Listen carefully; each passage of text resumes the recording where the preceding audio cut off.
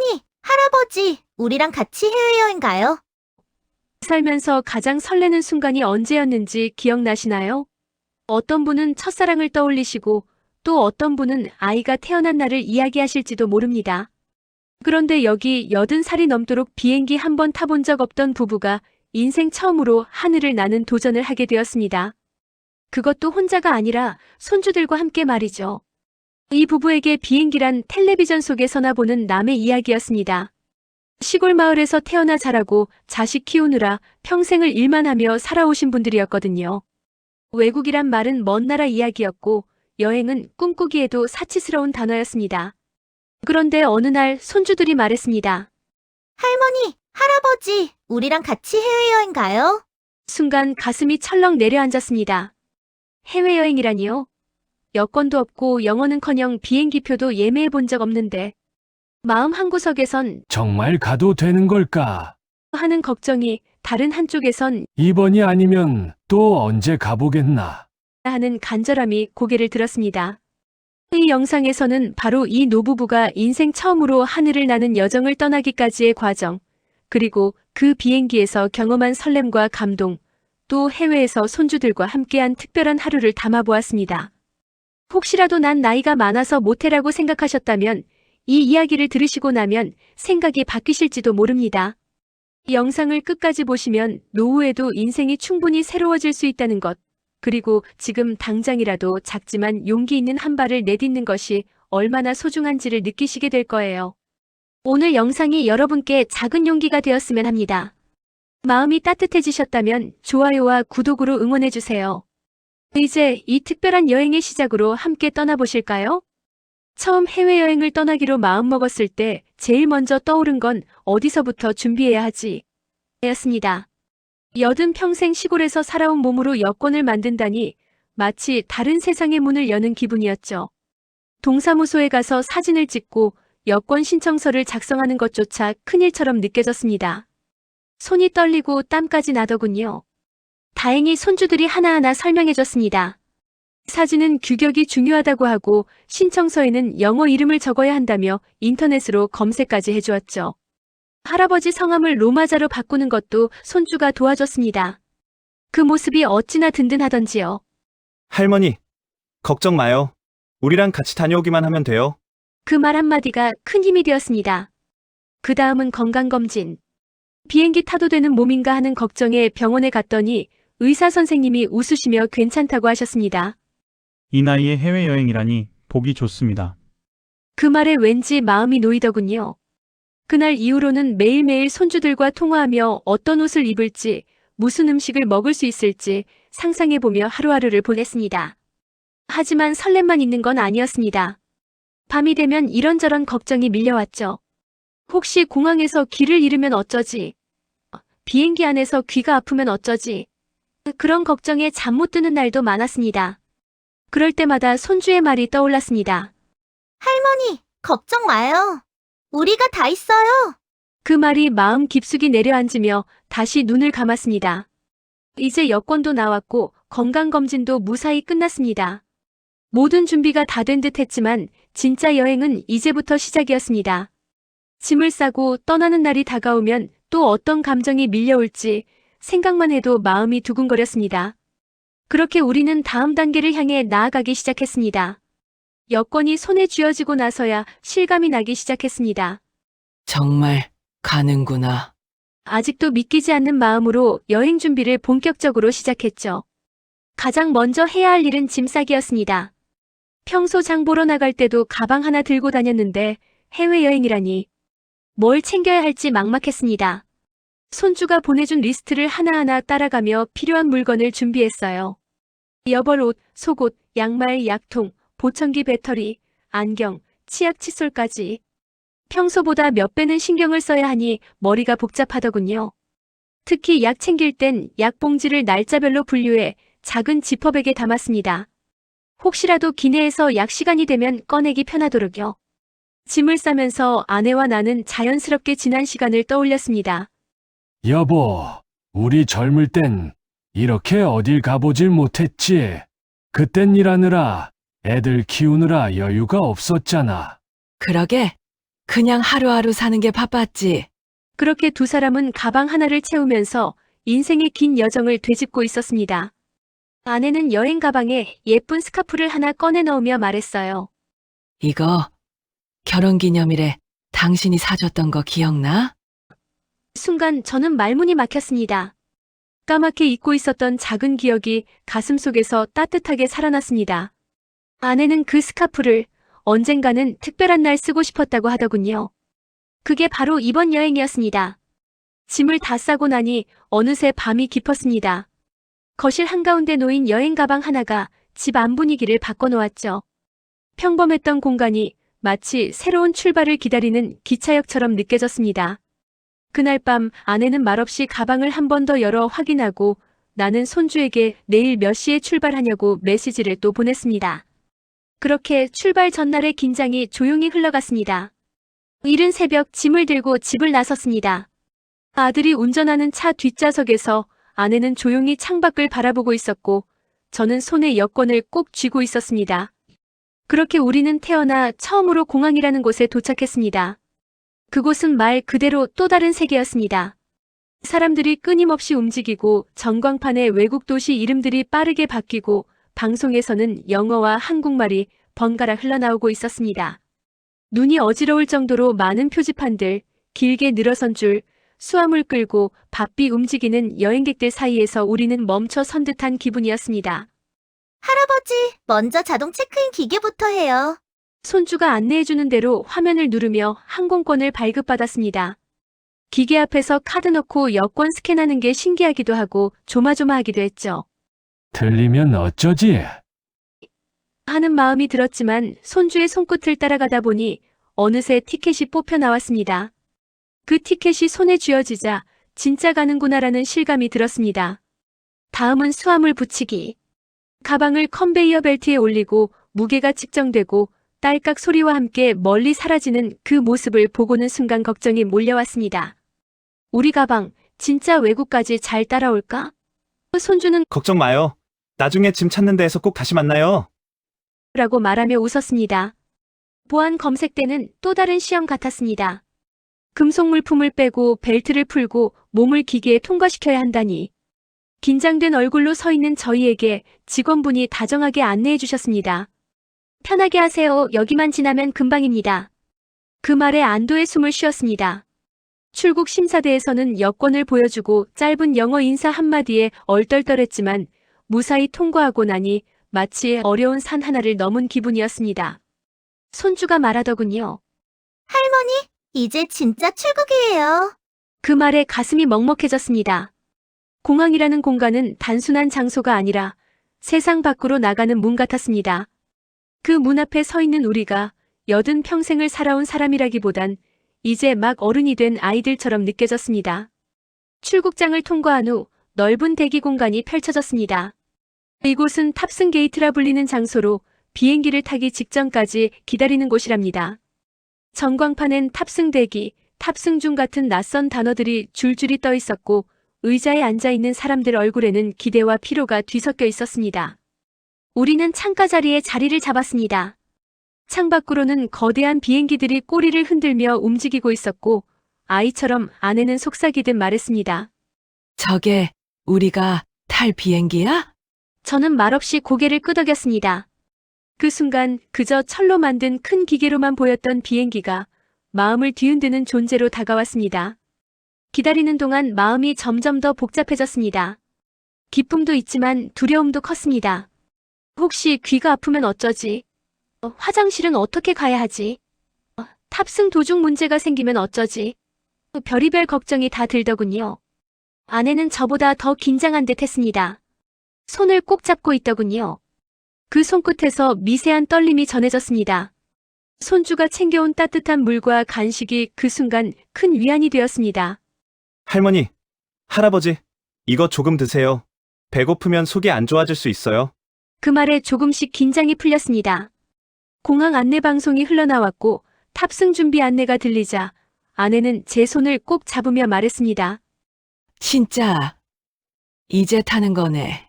저는 말없이 고개를 끄덕였습니다. 그때 창밖의 하늘이 점점 붉어졌습니다. 해가 떠오르고 있었죠. 새벽부터 이어진 이 여정이 마침내 떠오르는 햇살 속에서 새로운 하루로 이어지는 것 같았습니다. 아무도 우리에게 늦었다고 말하지 않았고 세상은 우리를 여전히 환영해주는 듯 했습니다. 비행기 탑승이 시작되자 사람들은 줄을 서기 시작했습니다. 손주가 우리 손을 꼭 잡고 말했죠. 우리도 가요. 천천히 걸어도 돼요.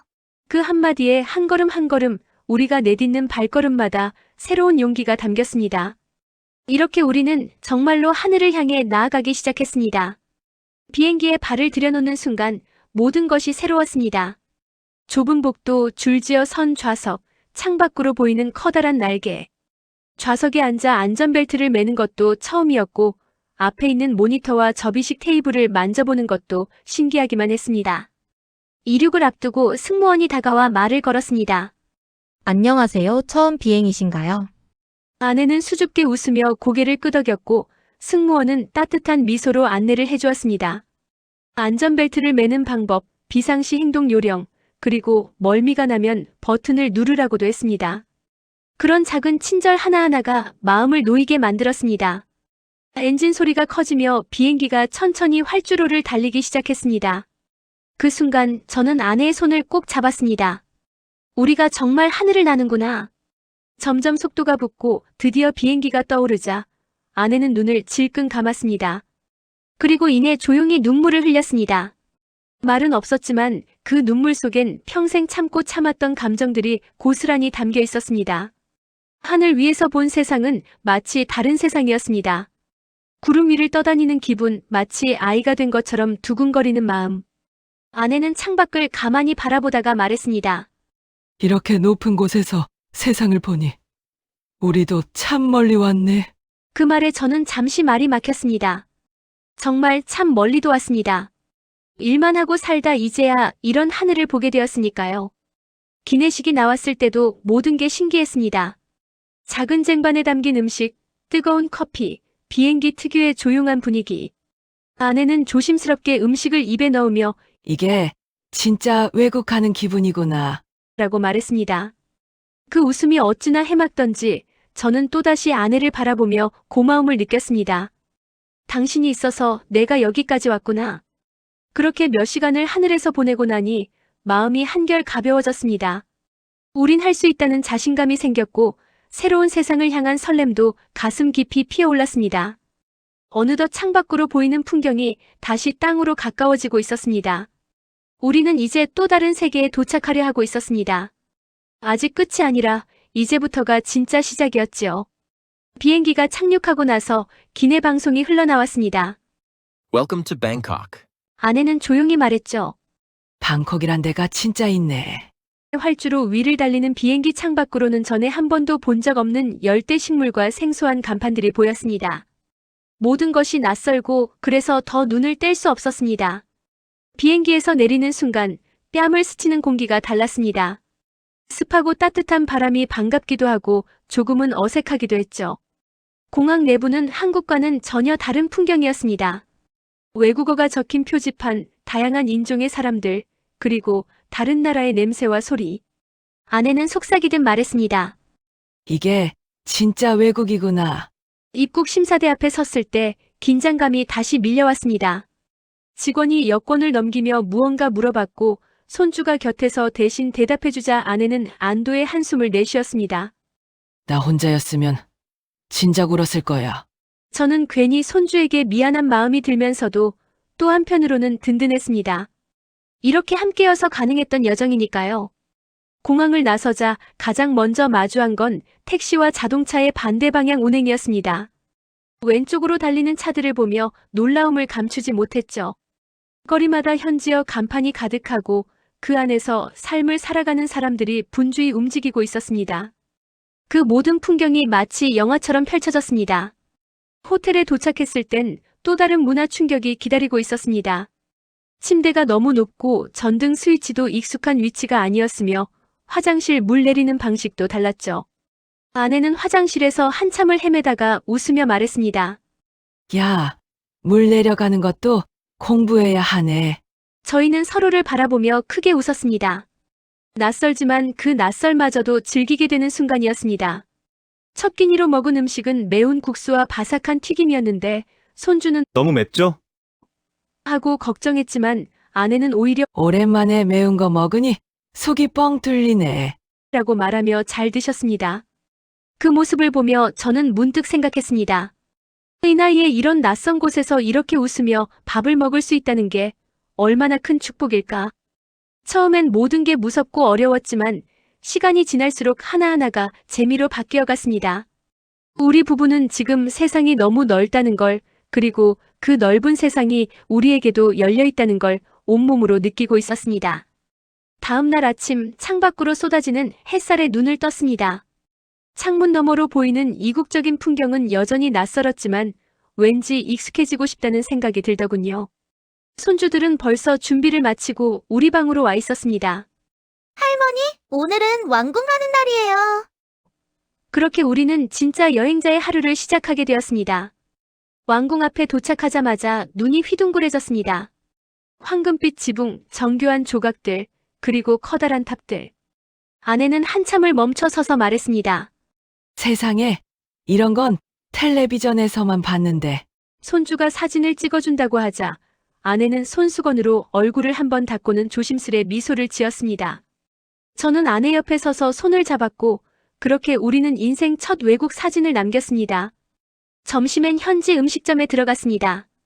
망고밥이란 걸 처음 먹어봤는데 달달한 망고와 밥이 같이 나온다니 처음엔 어색했지만 한 입 먹고 나니 자꾸 손이 가더군요. 아내는 이런 건 시집 올 때 누가 가르쳐줬으면 참 좋았겠다며 웃었습니다.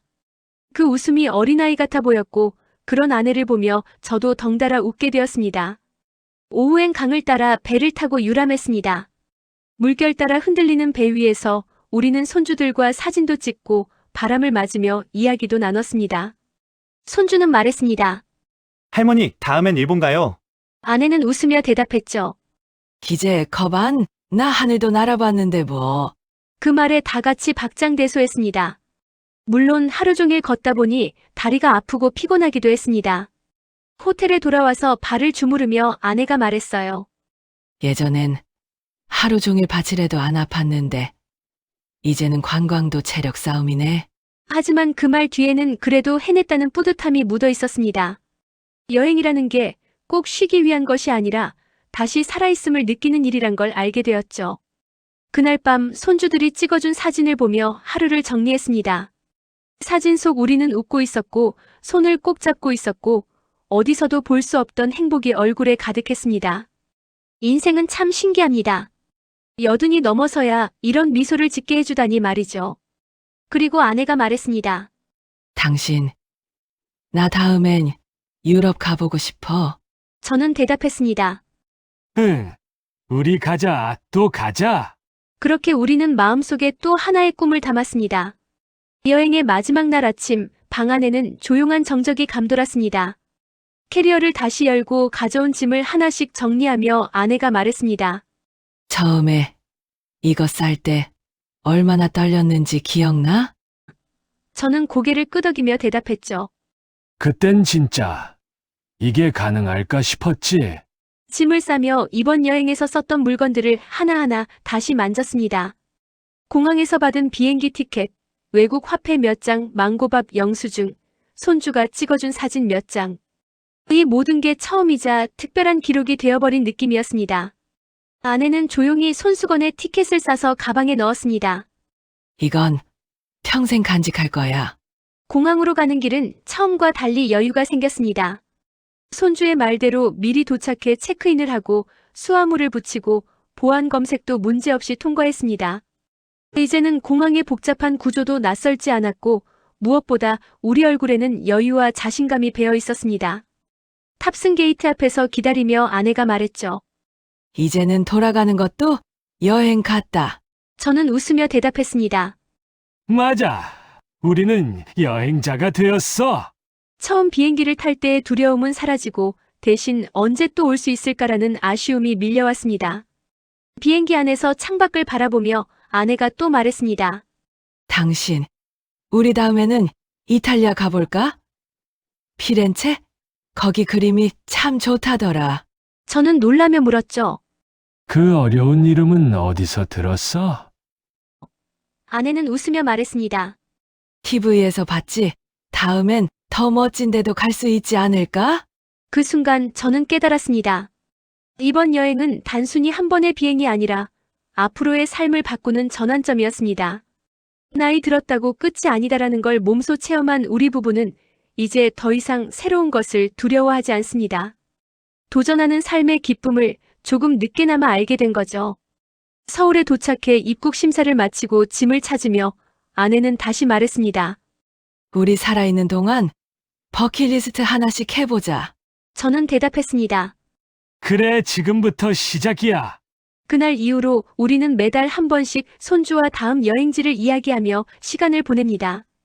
인생의 끝자락이 아니라 인생의 다음 장을 여는 중입니다. 그렇게 우리에겐 또 하나의 여행이 시작되고 있었습니다. 80의 나이에 처음으로 비행기를 타고 생전 처음 외국 땅을 밟았던 그 부부. 그들의 짧고도 깊은 여정은 우리에게 아주 중요한 이야기를 들려줍니다. 나이란 단어가 포기를 의미하지 않아야 한다는 것. 그리고 작은 용기 하나가 남은 인생의 방향을 완전히 바꿀 수 있다는 것 말입니다.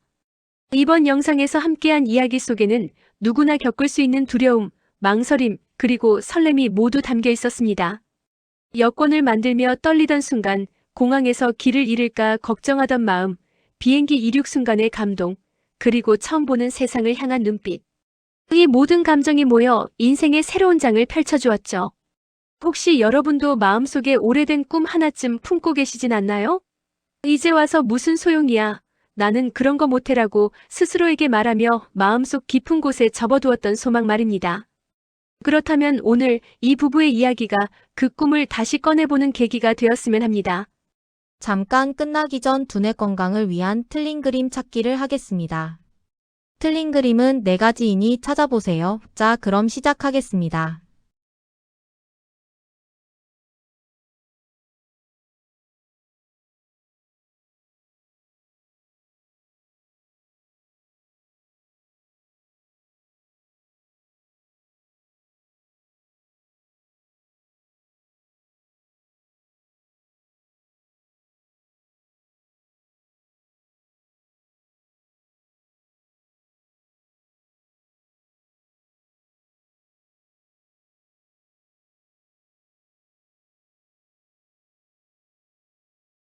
정답은 찾으셨나요? 오늘도 시청해주셔서 감사합니다. 좋은 하루 보내세요.